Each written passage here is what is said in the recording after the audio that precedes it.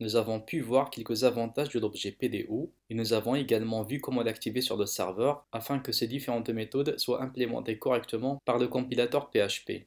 Pour cela, je dispose d'une base de données qui s'appelle tuto.php dans laquelle j'ai créé une table qui s'appelle fonction. Cette table contiendra trois champs, à savoir ID, qui est l'identifiant de l'enregistrement et qui représente aussi la clé primaire de ma table, l'attribut fonction dans laquelle je vais lister quelques fonctions PHP en spécifiant le rôle dans le troisième champ.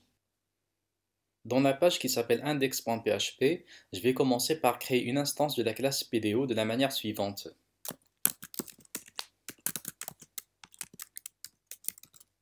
Donc l'instance s'appellera elle aussi PDO.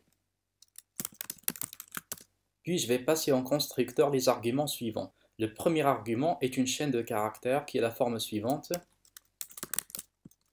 Donc je commence par déclarer ce que l'on appelle le DSN, qui commence par le préfixe qui n'est rien d'autre que la base de données sur laquelle je vais agir. Dans ce cas, il s'agit de SGBD MySQL. DSN signifie Data Source Name.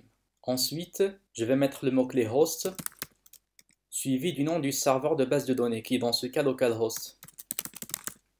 Point virgule, le mot-clé dbname, suivi du nom de la base de données qui est dans mon cas tuto.php. Alors ça c'est ce qui concerne le premier argument. Le deuxième argument c'est le login ou bien le nom de l'utilisateur qui va agir sur la base de données. Dans ce cas je mettrai root. Et le troisième argument c'est le mot de passe qui est aussi root.